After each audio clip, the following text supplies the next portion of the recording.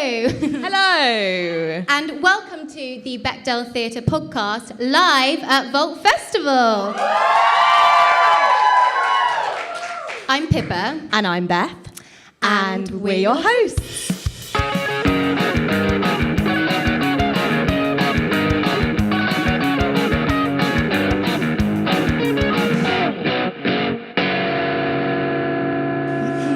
So this episode is in association with the Stagedoor app. And we're going to talk a little bit more about that later. But we've got two lovely guests with us today. We have first on the end here, Ava Wong Davies, who writes and reviews for Exeunt and The Stage. Hello, Ava. Hello. Hi. And we also have the Stagedoor app's own theatre critic, Lyn Gardner. Hello, Lyn. Hello.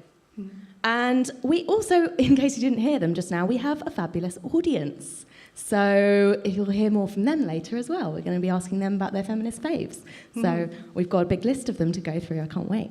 So, to kick off this chat, this interview, so you two are the first critics that we've had on the podcast before. So it feels... Really? Yeah. So it feels really important and relevant to kind of talk about what criticism is. And also, I'm quite interested in your journeys into criticism for the two of you.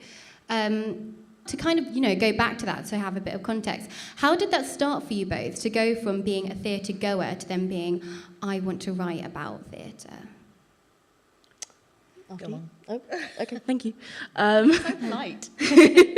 So I only started writing about a year and a half ago, which feels insane because it's just a lot's happened.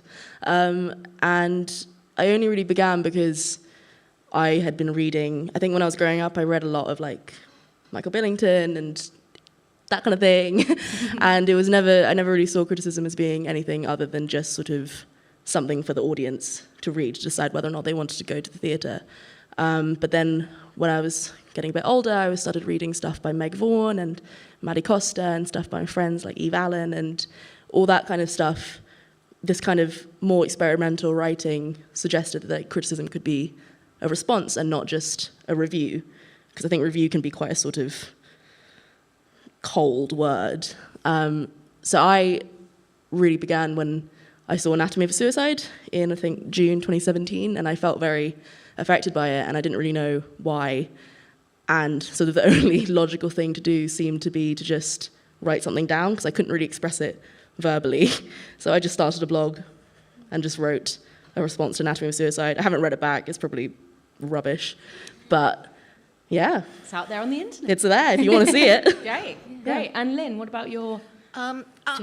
Well, it was so long ago, I can barely remember it. But in fact, I do absolutely remember the first review that I wrote, and I wrote it for the student newspaper when I was at Kent. It was a review I wrote with somebody else, and it was a Howard Barker play. And we saw the play, and it was an extremely short play, so it was over by about 8:30. And about 8:30 the next morning, we had still not finished the review. Wow. It was such a struggle, And that's collaborative work. Absolutely. So I guess I would say, I never set out to be a theatre critic, and I think it would be a really strange, in some ways, profession to set out to do in a kind of really conscious way. So I think for me it was almost kind of accidental that I just kind of started. I then went to work for a magazine called City Limits, which was a breakaway from Time Out, which the staff had gone on strike and left and set up their own magazine. And when I was there, I got an opportunity to write about theatre. I was really interested. I went to the theatre a lot, and I started trying to write about it. And so, talking about the two of you in the art industry, both have an impact, and people, are aware of who you are. Ava hasn't been around for long, but has gained a popular following. And Lyn is, a bit of a legend. Everyone wants Lyn to come and see their shows. It's, huge vying for demand for Lyn to come and sit in the seat in the auditorium. It feels like a privilege, I think, for artists to get reviews from both of you. And it feels like, I know Lyn's described your job as a midwife, not a gatekeeper. And Ava, you're, as well as being a critic, you're also a playwright, so you're writing responses or reviews for publications, but then you're also a peer of the people who you're reviewing. So how do you navigate that sort of power, responsibility, influence that you have that comes with that act of writing a review of somebody's work? I think one of the things that kind of helps enormously is if you keep on reminding yourself that you're not doing an exam. There is no right or wrong.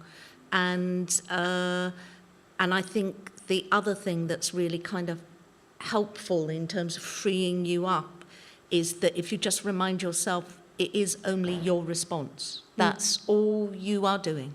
You are giving your response to what you see, and it may be that somebody else's response will be completely different. It may also be that you're hugely enthusiastic about something and you are completely wrong, yeah? I.e. what you received was nothing to do with the intention whatsoever.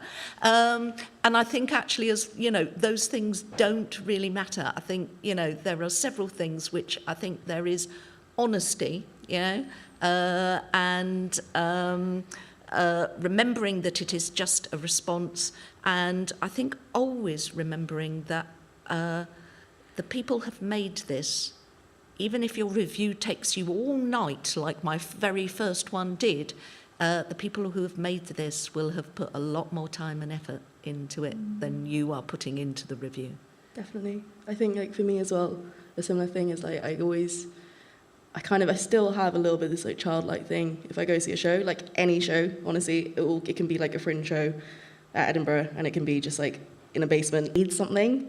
Like, that's amazing. Like, I can't even fathom, like, it's so hard to do that, and I think I would never want to lose that, because I think that's when you can become cynical and when you can, like, not care about the work anymore. And I think to always sort of have that in mind, that, you know, people have spent so much time and, like, money and all of this stuff, if put them into this, there's, like, a respect that you need to have for it, and that doesn't mean not being critical, it just means being kind and sort of understanding all of the stuff behind the show that you don't see. I like that. It's really nice to hear you say that, because whenever I read either of your reviews, I think, oh my goodness, they've written something. You know, like, opposite side of making something, I think to be a critic. I remember when we first met, Ava, and I was like, oh my God, you write so well, and I feel like I could never do that. And you gave me an opportunity recently to try it for the first time. And it was great. It was so good. And, you know, to think that you yourselves even think this is just a response, and to recognise that there are many responses, and that kindness is really key to criticism, which feels like I don't always think that is the message in a lot of other reviews that I read. Yeah. But I think the difference for that is to do with the fact that you know, people often ask, who is it that you're writing for? And if you're writing on a national newspaper, you're writing for your editor. You're not writing for the artists. You're not writing for the potential audience. You're largely writing for your editor. And what do editors want? Editors want smart, snarky reviews. Yeah. So, you know, I think it's one about where you are writing and therefore how you can write. And I also think, and I think that was absolutely true at the review that you wrote, a piece of embedded criticism of Ava's play, but is around the fact that, you know, that I think that writing about theatre can be creative. And of course we all know, like, Megan Vaughan's famous emoji review and things like that. But I would say that without doubt, you know, and I'm sure you would, you know, maybe you wouldn't, but I think you'd probably agree, I write about a play by Samuel Beckett in a different way to how I would write about a play by Debbie Tucker-Green. Definitely. Yeah? It also, like, applies, I think, like, for me, I write very differently about, like, an emerging show than I do about a West End show. Yeah. Like, if I'm reviewing, like, an Ivo Van Gogh show, there's a lot less. I mean, like, he's not going to read it, I'm going to be frank. Like, he's not going to, like, go on my blog and be like, oh, what does Ava think? Like, oh. You know, like, so And like partly the I'm just rest like, of us. and it's got like, you know, loads, I mean, like obviously so much work goes into those shows, but I feel a lot less pressure to write sort of, to be more careful about what I'm writing, whereas if you're reviewing a show by a first-time company, it's just a different, you would never review that show in the same way, because it just wouldn't be fair. But some people do. I know, Yeah. it's sad. Do you feel pressure around representation? And so, for example, people whose voices are less often seen on stage, who might be telling a story from their own personal experience, and do you ever feel like a weight or pressure to be even kinder, or to... I mean...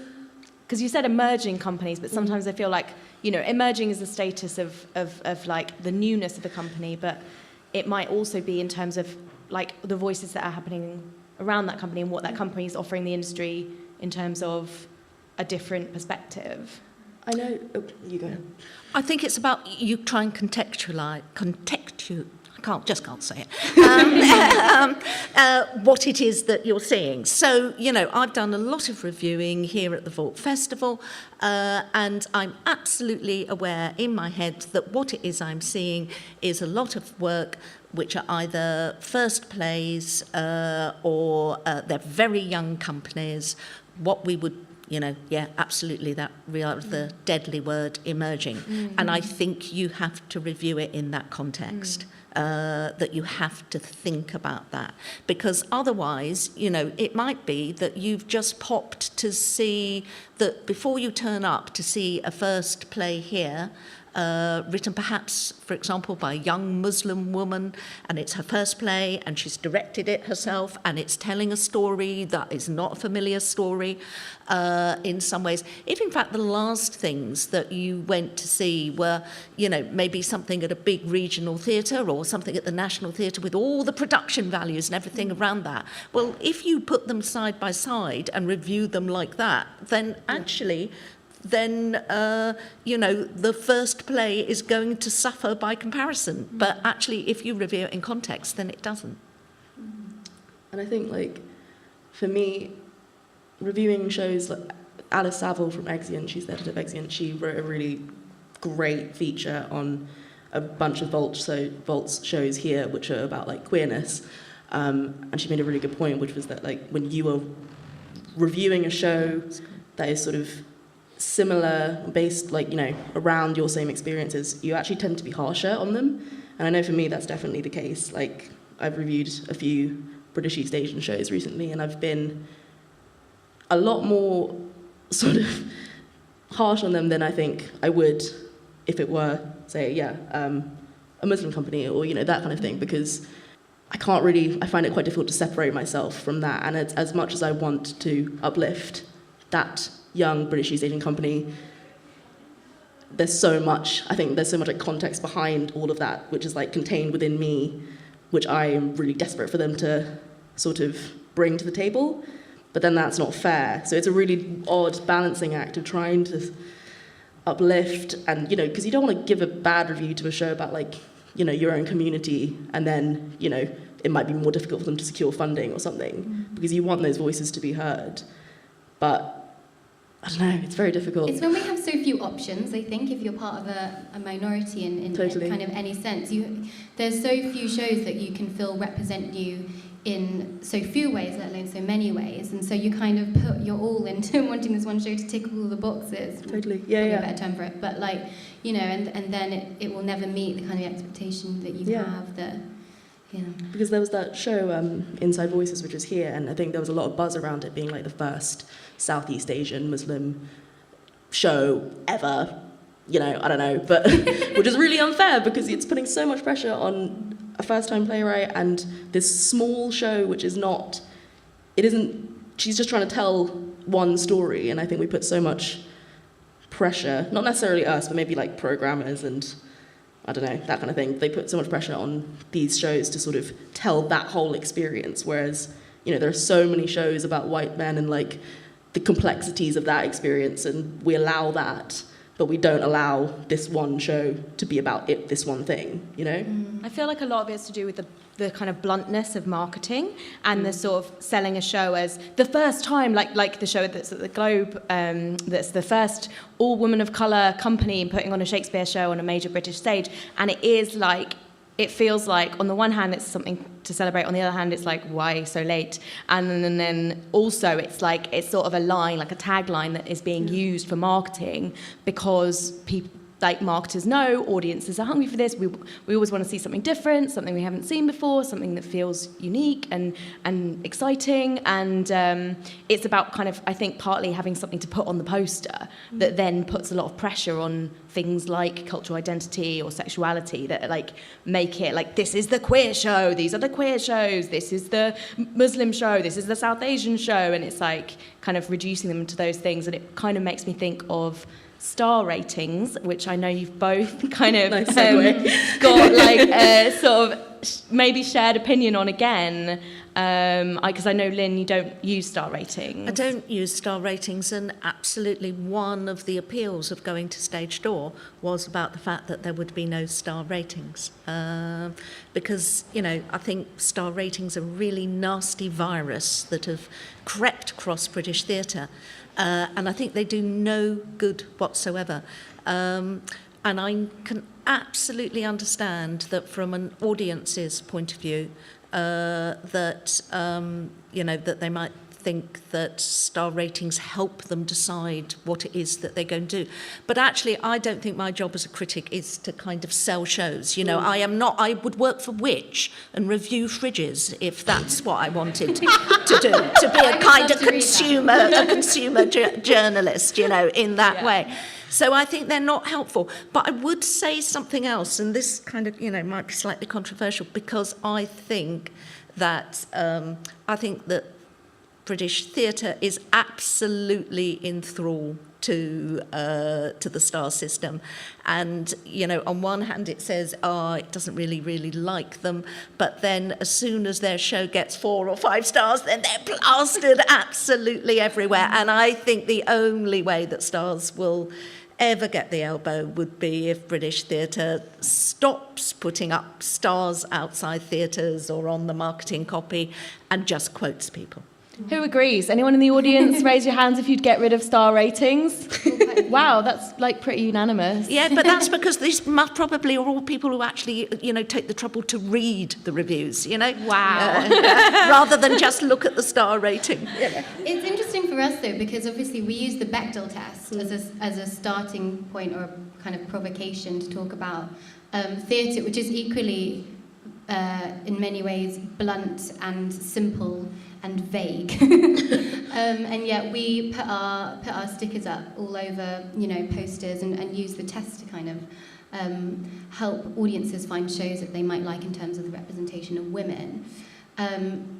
So in some ways I find like, is the Bechdel test a bit comparable or similar to the star rating, but then it's like specific at the same time. It's specific, but it's basic. It's also less subjective in a way. It's like, it's a factual thing that you can say about the show, like whether it's good or not is very much, you know, whether it's a show is 5 stars or not, obviously all would come down to one makes critic. it more difficult as well is like if you give a show 3 stars, it looks really damning, and like but like a lot of shows are 3 stars, and that doesn't mean that it's not 3 stars is good, you know, it means good. And if you didn't have the star rating on it, if you just read a review of a 3-star show, it would be a positive review, you know, but it sort of like hangs around that review and like just sort of, I don't know, it just looks It really gets me, like, why is it even 5? Like, why are you picking an odd number that makes 3, which is a large amount? Look, Time Out used to do 6 at one point. Really? Yeah. See, scrap that. Then you could give like, a 6-star review for that show that, you know, that you never see. Objectivity. Oh, my voice is gone. Objectivity. Yes, so objectivity is something we talk about a lot, and Ava, I know that objectivity is a lie is your current pinned tweet on Twitter, and I really love how much both of you kind of champion the idea of that you can't leave emotional or personal response at the door when it comes to reviewing. and that you can't be objective as a critic. And the kind of story you're told by certain voices is that, to be a critic, you have to be unbiased. I have to be objective to kind of suit the wider demographic. That idea is a lie in the first place. So I was wondering if you could kind of talk a bit more about why is that controversial to kind of say that? I think it's partly controversial because we're women. I know I'm not going to bring up this thing, but I did a review a few months ago which a lot of people didn't like, a lot of men didn't like, and a lot of the criticism levelled at me, abuse, was that it sounded like I was a teenage girl.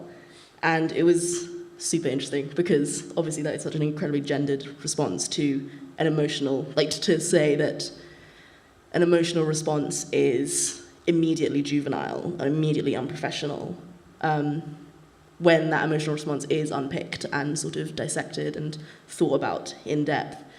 The idea that emotion equals hysterical woman equals rubbish critic is a really constantly interesting thing for me, and I feel like I try to push against that as much as possible, but it just sort of, objectivity is a lie. It's such a lie, and it's just, anyone who purports it is just lying. It's really, I mean, there's a difference between being objective and being trying to be as unbiased as possible, trying to be objective.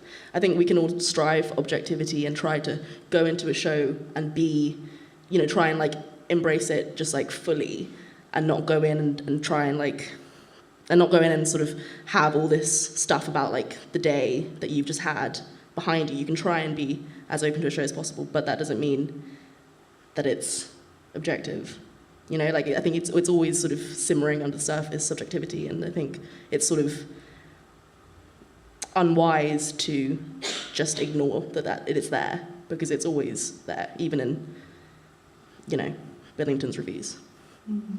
I was really struck when there was the response to your True West review in the way that it was, because it reminded me of an occasion that I can recall when Sarah Daniels' Masterpieces was first put on at the Royal Court, which is a play about women and pornography, and the lead critic of a national newspaper wrote a review saying how much he had disliked this play and that he didn't really think there was kind of quite the issue of pornography that it was kind of putting forward. And in the review he said, I spent one scene happily admiring Catherine Podson's legs. Well, I don't think there was any comeback from that. I don't think anyone called him a teenage boy. So objective. And it still happens. I mean, you look at certain critics' reviews. I'm just going to name Quentin Letts. You just go, honestly, I don't know what the point is. But you look at his reviews and you could say, oh my God, are you serious? Are you really saying that I am the juvenile one when he is parading around being openly racist? It is it's such a ridiculous... Oh, it's just makes me really angry. And I feel like in many ways it's very instinctive to kind of say, because I love how you say emotions first, intellectualism second.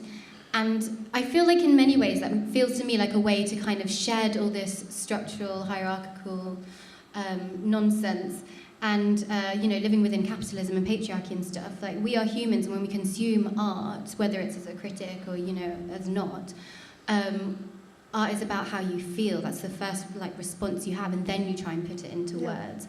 And so I feel like it's quite a, hetero-capitalist patriarchal idea to think that you can't do that. And what puts, I think, so many people off theatre and art and live art is the idea that you have to come out of it and know exactly what was going on and know exactly what you've thought about it and have a really informed discussion about that at the bar afterwards, when that is never the case. I never come out of a show being that was, exactly, I know it was about that, and it's, if we just shifted our way of thinking into a more sort of, well, I feel this, rather than I know it was this, I just think we would have a lot more productive and empathetic discussions about why we make the art that we do.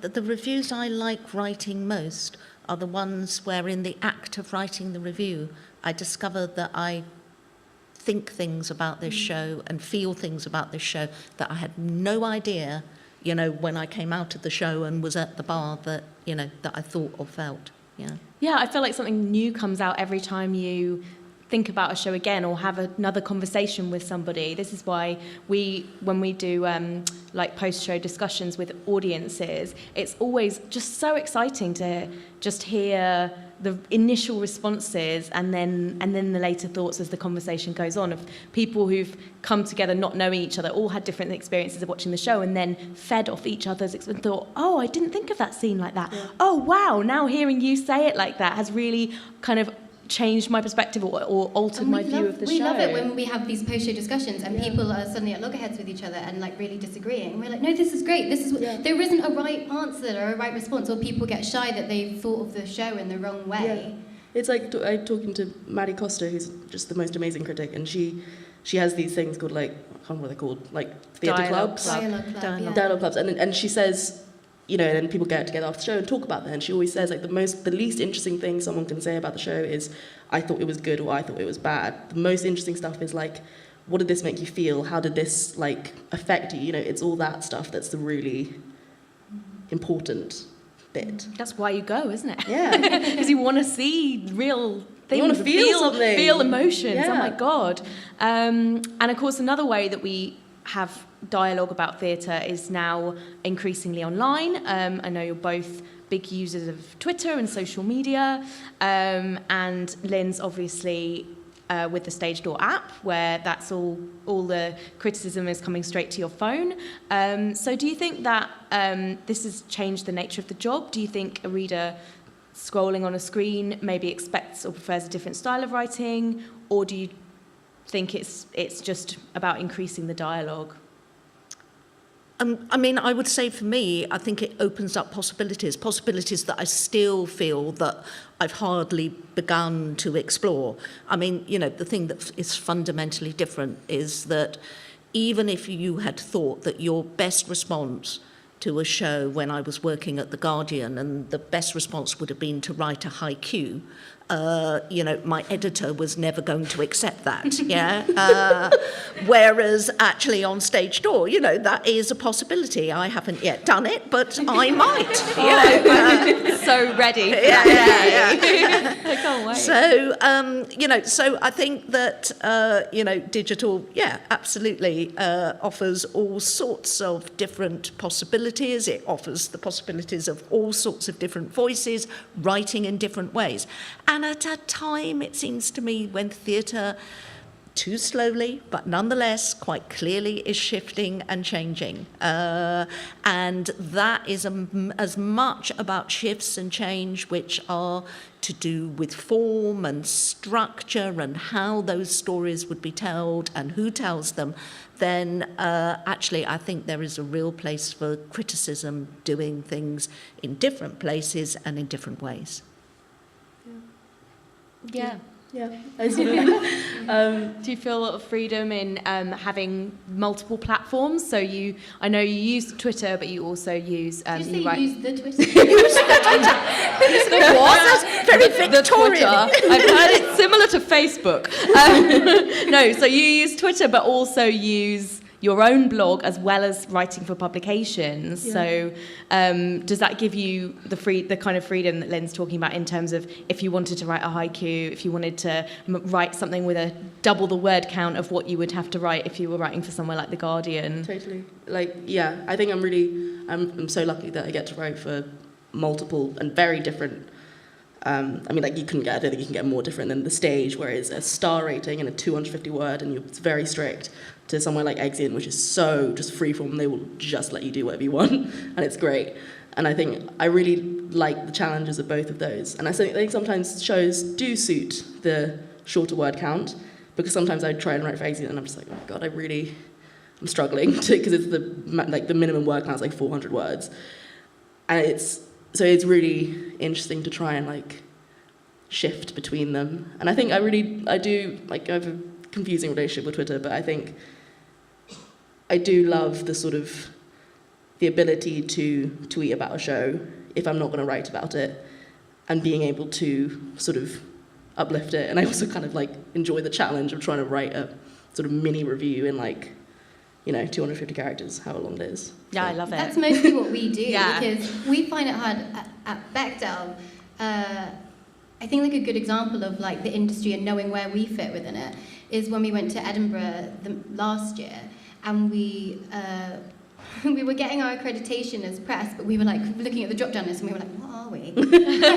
Are we bloggers? Critics? Are Are we we... reviewers? But then like blogger, like remember thinking like that didn't feel comfortable. But then we were like, well, the main thing we were doing up there was podcasting, but doing our stickers and There's no Instagram category for when we like make an Instagram story of a video saying how much we love the show. Yeah. Like they're not gonna. They're like, what kind of media is this? We don't understand. Yeah, and some companies get it. Some venues really get it, and some venues really don't get it, and they really don't see any value of. They're like, where's the review? When will it be published? Yeah, and we're like, we've written a tweet. We've written a tweet. We've done an Instagram story. We're going to include you in the roundup. What more do you want? The roundup, for the Edinburgh Fringe roundup that we did this year, that was like the top shows that we loved at Edinburgh Fringe, ended up being like something like 40 shows. no, it was like 50 shows. It was like something like 20,000 words. Like Yeah. it was a dissertation, and there was no editor being like, Beth, chill with the word count. I could just go wild. It was great. Yeah. So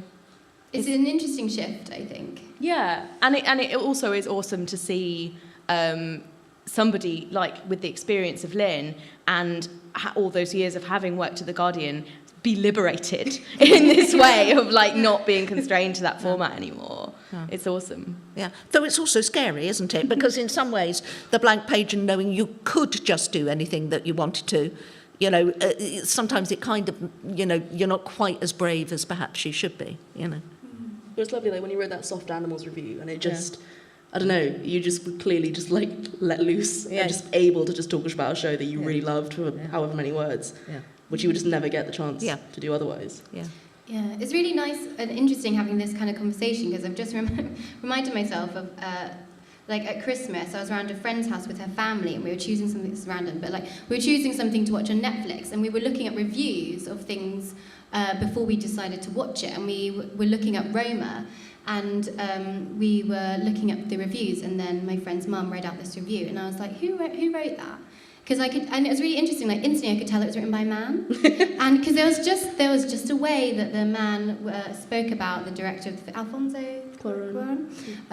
There was just a way that he kind of like, I don't know, sucked up to him a bit, and it was really interesting. And I was like, oh, can we find a review by a woman, just so I like get an idea of what this film is from more than one perspective. But that was basically our decision of like, oh, we've read one good review. No one else had looked up who had written the review, or what gender they were, what experience they had, or whatever. That was like, oh, we read one really good review, probably in The Guardian, and that was our decision for whether or not that show was worth watching on Netflix. So it's like really interesting to think about. In our world, we so look up all these different reviews, but like maybe outside of this theatre bubble and in the mainstream, people kind of only see one review, and that's enough. Yeah, there's still a bit of power in something being written down, and like, okay, it's less often written down in a newspaper now, and more maybe often written down in an app or on a blog or on social media. I'm interested actually in, since we're talking about different forms of criticism, to know a bit more about this embedded critic, because we mentioned it a little bit earlier and didn't really go into exactly what that is. And so for anyone who has never heard this term before, which is probably a lot of people, Ava, could you give like a little, maybe like a taste of what that might be? I don't really know what it is, which I think is part of the fun. But it makes it quite difficult when you're trying to get people to do it. But Pippa was the embedded critic on my show, I Will Still Be Whole, and she wrote the most beautiful piece, and very grateful for it. It's a critic who is in the rehearsal room, and they can be in the room for sort of as long as you want them to be. They can be in for a few days, for a longer amount of time. So I've been in shows where I've been there at the very beginning of the start of an R&D, so like really when all the ideas are like fizzing and like, jumping around and nothing's been set in stone. And I've also been there at the end of the rehearsal process when they're just tweaking. And it's about, I think, kind of observing the process and seeing how the process informs the final product, and sort of allowing the final bit of writing that you do to be like more holistic and more, like we were saying before, like sort of understanding of all the work that goes into it and how that influences what you finally see. And I really like, I mean, I wouldn't do it for every show because it's like a lot, but I do find it always like a very rewarding process because it is so interesting to see how different people work. And because it can, I think, sometimes feel a little bit like you're intruding, and you never want to sort of be invasive into someone's process. But I think how I get around that is by just sort of like talking about myself, is what I do constantly. But it's like, because to make sort of like these broad judgments about like someone else's process can be a bit dangerous and sort of make them feel like, it's out of their control. But I think if you're thinking about the way that it informs your writing and how it informs your view of the show, then it becomes a safer thing in a way. Do you find yourself talking to the company much when you? Because when I was doing it, I was like, I feel like I'm doing it wrong. Like, should I be saying more to the company? Should I just be sat there and just like not saying a thing? Like I'm a person, I'm a body in that room, and I when I found myself contributing or giving my opinion. And I always felt like, oh no, I've done it wrong. I've not been the observing kind of. I'm always like, oh, I'm gonna say something. I'm just like, I'm good. They've allowed me to be in this room, and I'm gonna end up writing something really stupid, and they're just gonna be like, why did you come? But I think what was so great about having you there was because, and it's a thing about representation as well, but it was so wonderful to have you there because the show is about literally like someone like you, like exactly ethnicity and all of it. And so to have that was so precious because it just wouldn't have been the same had we just got in like a white reviewer, like it was really, thanks. You guys should all read it. I want to say I find it incredibly exciting to read and insightful as a kind of theatre goer to have a little taste of like having watched a show and then read the piece of embedded criticism. It really gives you an extra layer of insight, and I would really encourage anyone, especially anyone who's not a theatre maker and hasn't been in a rehearsal room, to, if you've seen a show and there's a piece of embedded criticism about it, because it's so fascinating to know all of the processes or a little tiny bit about those processes. And it also kind of it feels like a similar usefulness as like Lyn reviewing a company where you might have seen them in their first show when they were students at Edinburgh Fringe, and now you're seeing them, transfer to the West End with a completely different show, but you've got that, you can give a background to the reader of like, this is where this company started out, this is the journey that these people have been on, and it gives you more than you might have just got if you just watched the play and then not taken the time to have a bit more background, the expertise. You can add to people's enjoyment of the work, I think, as well, rather than just telling them you should go and see this. It's like I more often read reviews of shows after I've seen them because I find that so much more like enriching. Yeah. So. Yeah. Do you have any thoughts on embedded criticism? Who, me? Yeah. Oh, yeah. I mean, interestingly, it sort of feels to me that it's coming back a bit. Yeah. Because there was a period about 10 years ago when people were talking about embedded criticism, and there were a number of people who did stints as embedded critics, either within companies or on individual shows. And often I think the thing that came out of it was when some kind of payment was passing hands about whether people felt compromised who were writing about it. If there was some kind of payment involved because it made you feel, maybe that you had to be more positive than you might otherwise have felt. But I think there is an absolute place for it. And I don't think that's a problem. I don't think the payment is a problem. I just think that actually that you need to be upfront about the payment. It needs to be transparent. And I think the other thing about it is that, and really it's partly what you were talking about, which is quite simply that, a lot of the things that are most interesting about a lot of the most interesting work is the process, and is that it is process-led. It is not about product, and too much of criticism is simply about reviewing product. Yeah. And so you both, obviously, are critics yourselves, but Ava received this piece of embedded criticism from Pippa, being in the rehearsal room when you were in your role as a playwright. And Lyn, also, for anyone who doesn't know, writes novels, children's novels. I wondered if you could maybe both of you say something a little bit about what it feels like to be on the receiving end of a review or a piece of criticism of when you're in the artist role in your lives. Sorry. Sorry, we're so polite. It's lovely. I guess, of course, everybody, you love a great review. Of course you do. And a really negative review makes you go, oh, well, they didn't understand that, did they? But actually, again, I think what it really comes back to is about the fact, and it's something that I often say, when I'm teaching, is, and I talk to artists about this a lot, is, and it feeds into your idea about when you were looking up the reviews for Roma, Pippa, which is who is writing the review, as is important as what it is that the review says. And I think that either as a consumer or as an artist, a review is only useful to you in any way if you have read quite a lot of that critic's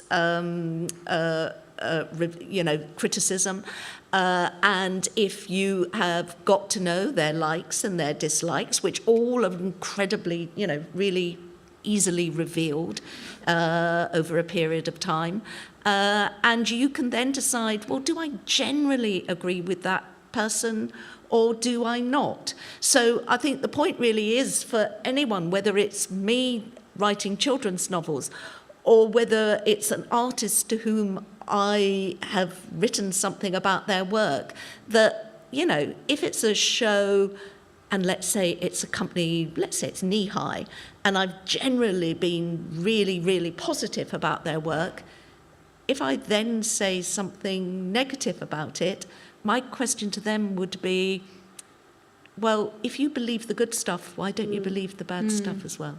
Yeah. Yeah, it's weird because Lyn reviewed my show, so it's weird talking about it. It's funny because I just think because I was writing plays before I started reviewing, so I've always felt like that's been my more comfort zone. But then for the people who came to see it, I think a lot of people were intrigued because they knew me from criticism. So it was weird, but I feel like I know how much care I put into my reviews, and so I was just sort of hoping that people who did review it had the same kind of care. And I don't know, not to say that trying to lead by example, because I don't think anyone's following me, but it's sort of that kind of feeling of being well, I really hope that sort of I know personally how much A, I put into this show, and also B, how much I put into my criticism. I just, you just hope that it will be, even if it's a rubbish review, you just hope that it's sort of carefully written, and yeah, I don't know, it's a really weird thing. I just don't think I was really prepared for it. It was just very confusing.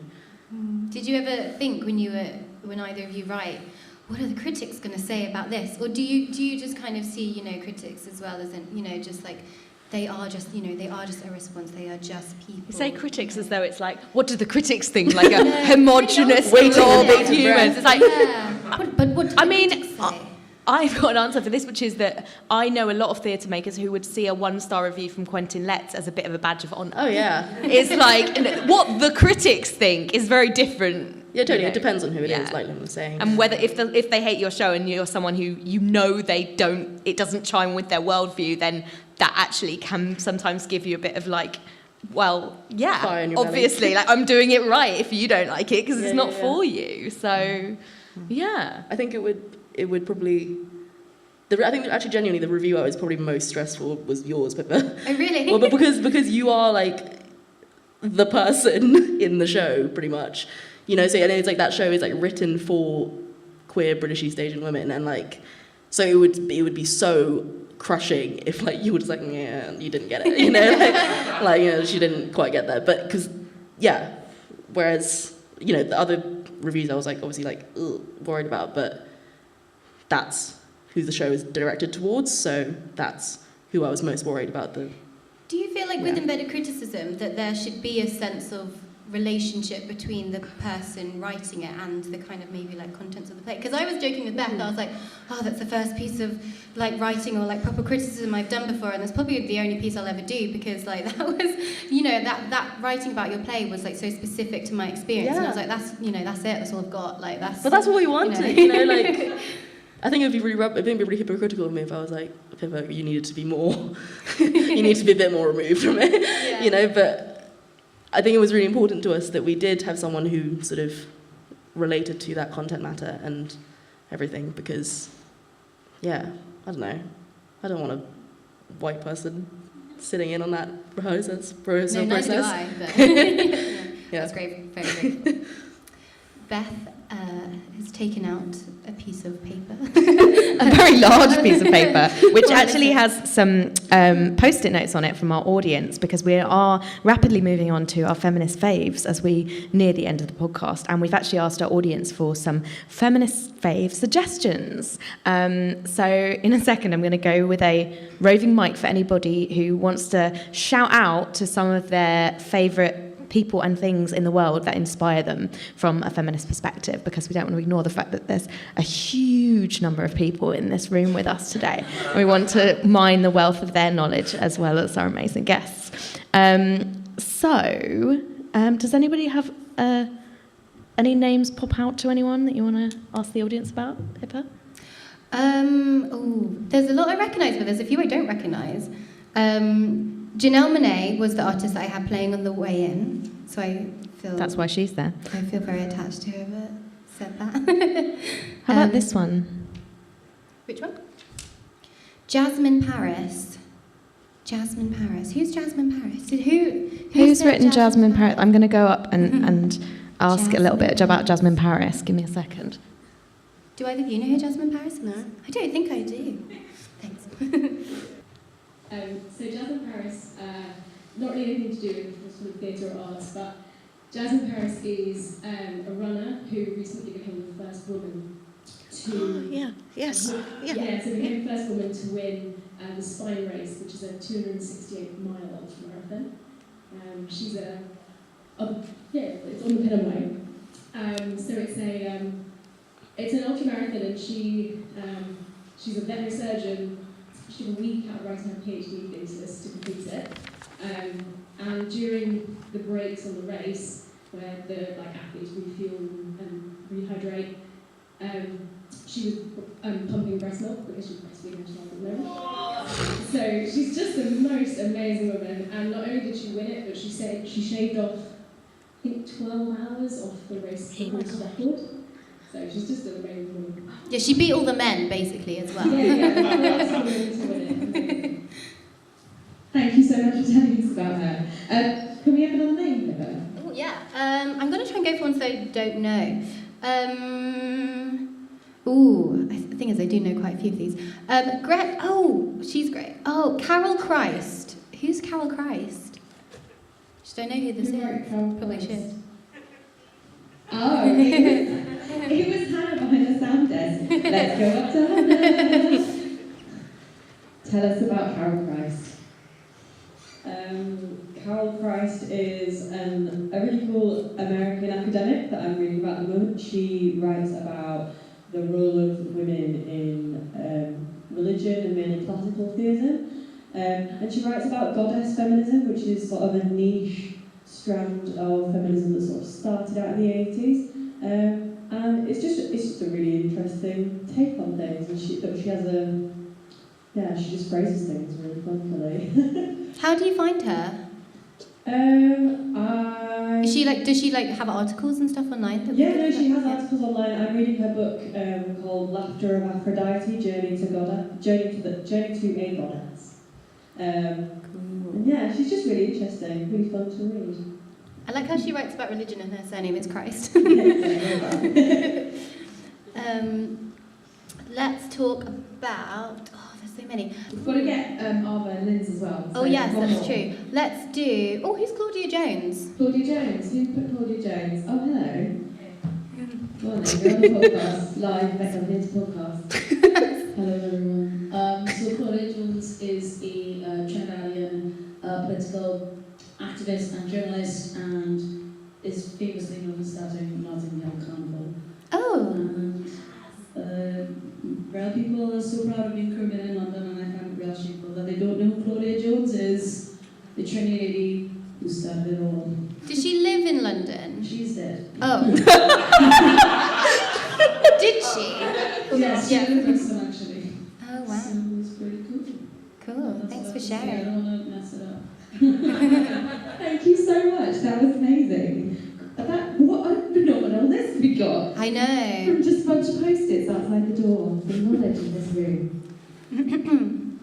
Shall we move on to? Should we finish with our feminist faves? I think we should, I think we should ask Ava and Lyn about their feminist faves. Okay, mine is a dead white woman, but I think she's absolutely fantastic. She is an American poet called Adrienne Rich, who wrote absolutely loads of poetry and essays, and she was really strongly feminist and really thought about the opportunities really that mid-20th century American women have.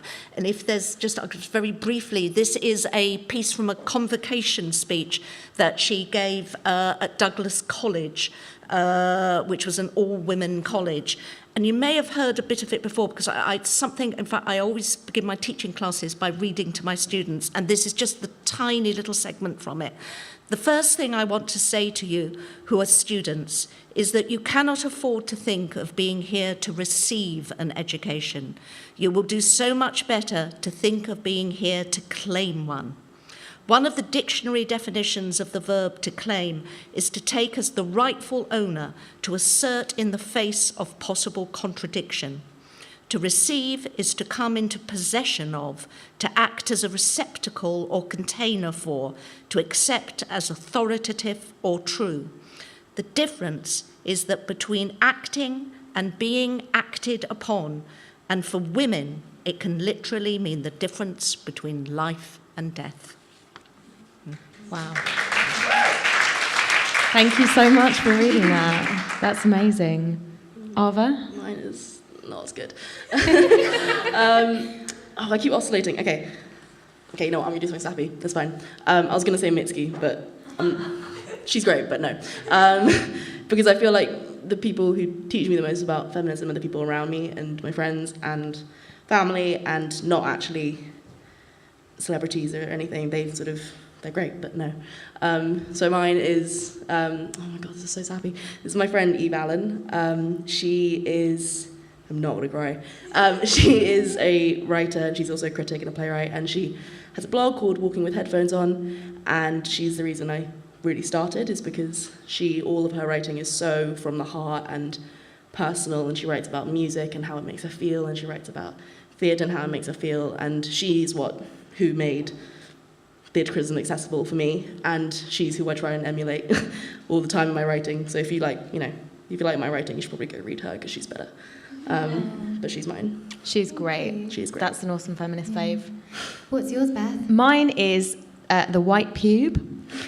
Has anyone heard of the White Pube? They are a duo of art, like fine art critics, and they do a lot of the stuff that we've been talking about today in terms of challenging the idea of objectivity. They use emojis in their reviews. They review fine art shows at the ICA or the Barbican alongside a series of the Kardashians. They're just amazing, and they're so funny on Twitter, and they have this amazing kind of joint identity as like writers, critics, voices in their industry, which I definitely try and emulate with like Pippa and I doing Bechdel Theatre, and the kind of collaborative nature of their criticism is also is really good, as well as the way they talk about how they were feeling on the day and include all of that stuff. So yeah, the White Pube. Like the White Cube. But Yeah. yeah. Who's yours, Pippa? Mine is a young person called Amika George, who, as of yesterday, it was announced that she's a campaigner who basically got like hundreds of thousands of signatures to campaign for free menstrual products in secondary schools in the UK. It was like legislated in Scotland, I think, before, but as of literally yesterday, thanks to people like her and like tireless campaigning of young people in school, like she is a pupil, that it's basically happening, and it's going to get funded so that young people can get free menstrual products in secondary schools. So it's a way to kind of like end period poverty. So she's amazing. I didn't do anything like that in school. What an icon. Yeah. That's all we've got time for, everybody. I could talk for hours, but I just want to say huge thank you to our guests, because I know they have to run. They're busy theatre critics with shows to go to. So thank you very much, Ava Wong Davies and Lyn Gardner. Big round of applause, please.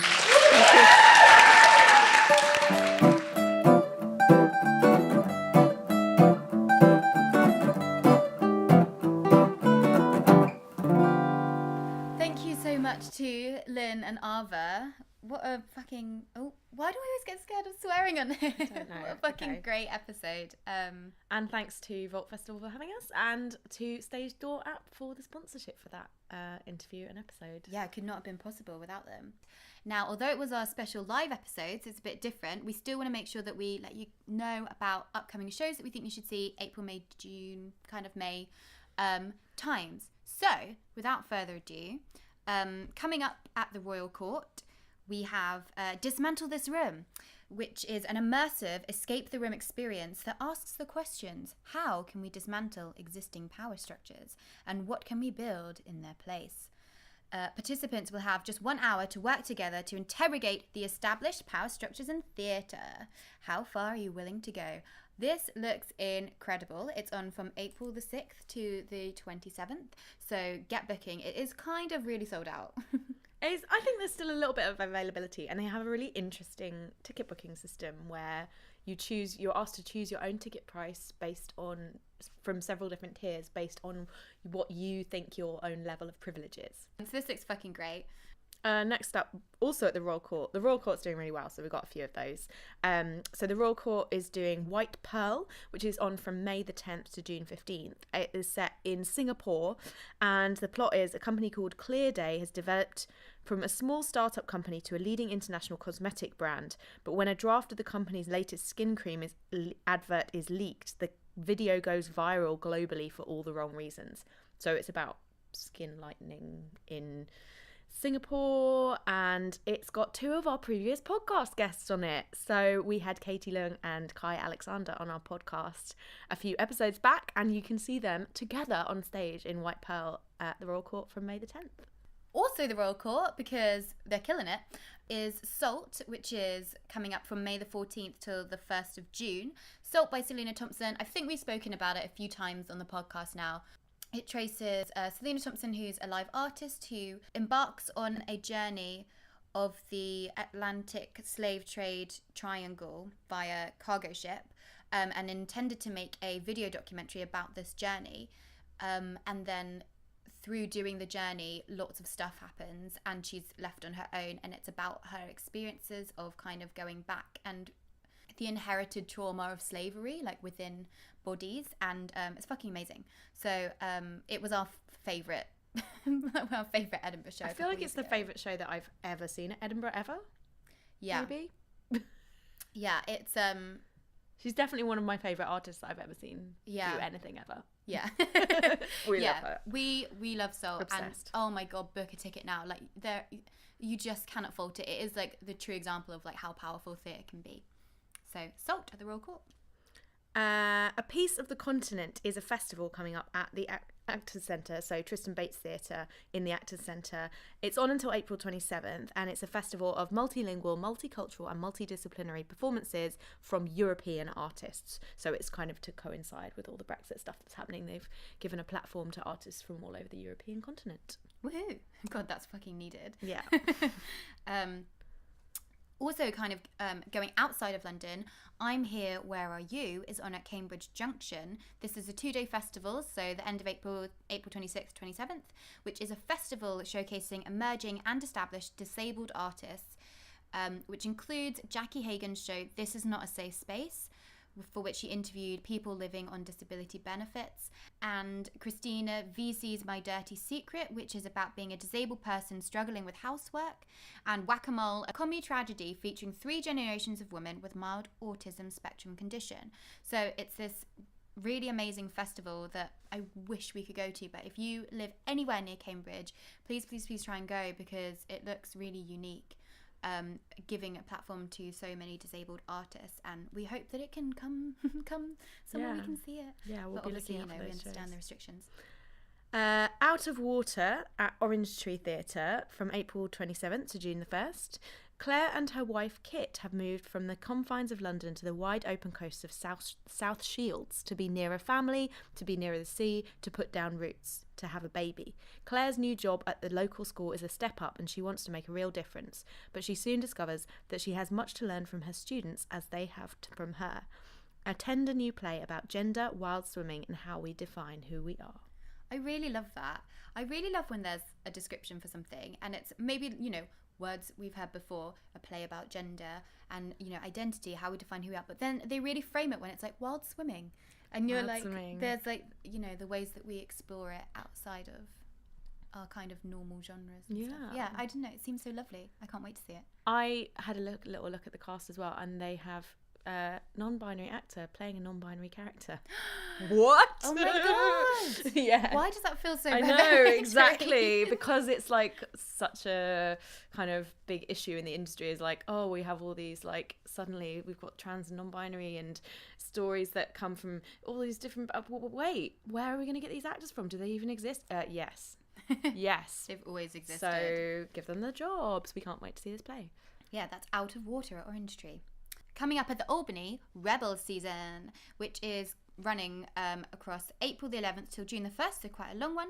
It's a season about politics, protests, breaking the mould and celebrating difference, which includes a show that we saw at Volts, which we really, really loved, Fatty Fat Fat, and also Bridgie Aphrodite, who did My Beautiful Black Dog a couple years ago, which was incredible.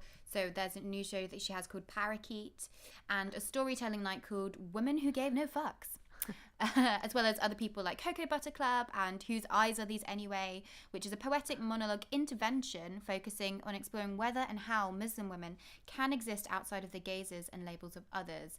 I think we mentioned in previous episodes, shows to see, that The Bunker has got a really amazing season on at the moment, and the next 2 shows that it's got coming up are Funeral Flowers, which is on from April 15th to May 4th, and Fuck You Pay Me, which is from May 7th to May 19th. And both of these we saw in August and we absolutely loved them.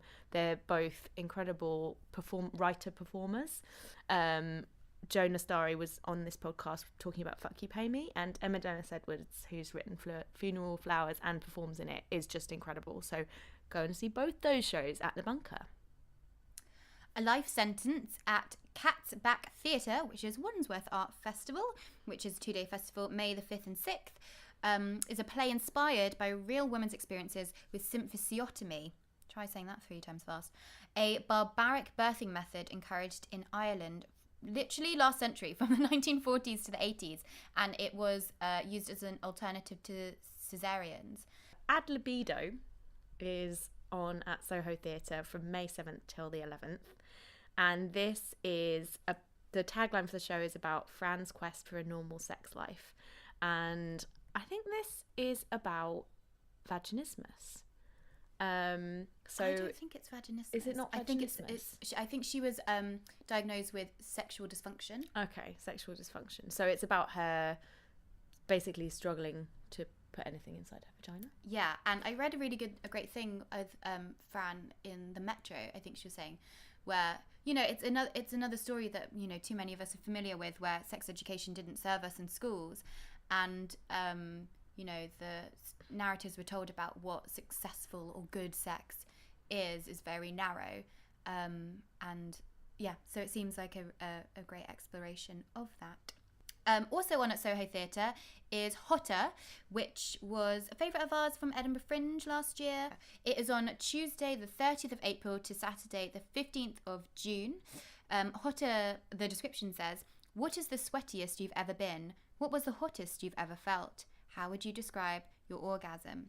It's by Elle and Mary, who are best friends and ex-girlfriends, who interviewed lots of different people about what gets them hot. And it's this wonderful, colourful, heartfelt, lip sync piece about their interviews, but also their own relationship with their own bodies and like with each other interspersed into the show. It's fucking great. Go watch it. Rejoicing at her wondrous vulva, the young woman applauded herself, is the name of the new show from Bella Heesum, whose previous show, My World Has Exploded a Little Bit, we really loved and we featured on our podcast. This is a new show by Bella about the brain and the clitoris sparring for power in a taut new comic exploration of female sexuality. It's about the brain and the clitoris, and it's Bella's reuniting with the director of My World Has Exploded, and they're doing this show. I think it's got a garden in it that represents a garden of sexuality. Yeah, Donica O'Brien. Yeah, it's the director who she's worked with before and is working with again on this. Who is also the director of Rotterdam, which is a show which is back again on tour. Beth won't get that because that's a Drag Race reference. Which is currently on tour until the end of June. Rotterdam is the story of a couple, and someone in the couple discloses to their girlfriend that they've always identified as a man and that he now wants to start living as Adrienne. And so it's about their relationship through this transition. And it was really, really brilliant when we saw it before, and we know it's going to be brilliant again. And it has a previous podcast guest of ours, Lucy Jane Atkinson, who was on our show when they were talking about Milk Presents and Bullish. So you should definitely check it out. And it has Elijah from And the Rest of Me Floats, which you saw recently at the Bush. So it's like a wonderful coming together of queer artists. So Rotterdam is on tour across the UK, which includes Oxford, Manchester, Eastbourne, Southampton and Birmingham. My mum lives in Eastbourne. I wonder if I should tell her to go see it. Oh my God, please. That would be great. I'd love to hear what your mum thinks. I should go. Maybe I should go and see if I can take her there. Yeah, so Southampton and Birmingham. So tell everyone anywhere in the UK, well, not anywhere, but, you know, tell people across the UK to go see it.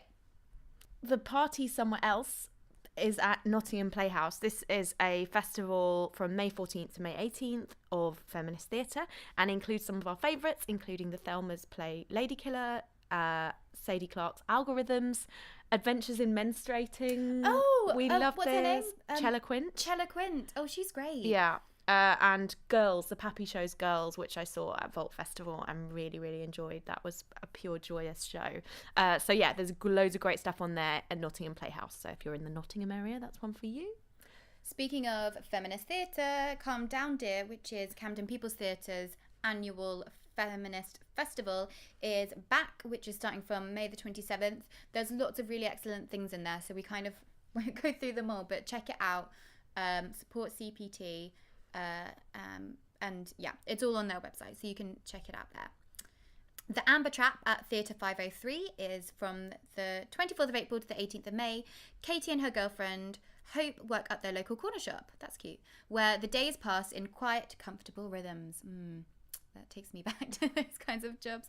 But when new employee Michael arrives, the sands start to shift and the air begins to thicken. What does that mean? Who knows? The Amber Trap. Theatre 503.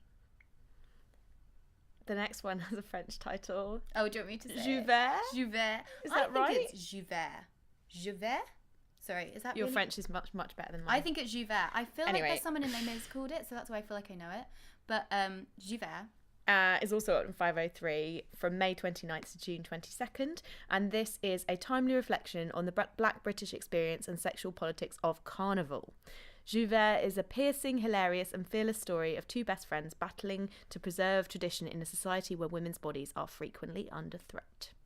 So there's two really good first shows running pretty much back to back at Theatre 503, so we recommend checking both those out. And the wonderful Toby from the Black Ticket Project is one of the wonderful women behind Jouvert. Producing. Yeah. So I feel like that's a reason to go see it because we love her. Yeah. So yeah, that's all of our shows to see for May. It's quite a long one, but there's a lot of stuff on. So let us know if you book your tickets or if you're going, and let us know when you see it as well. But that's us for this month, and we shall see you next time. See you there. Bye.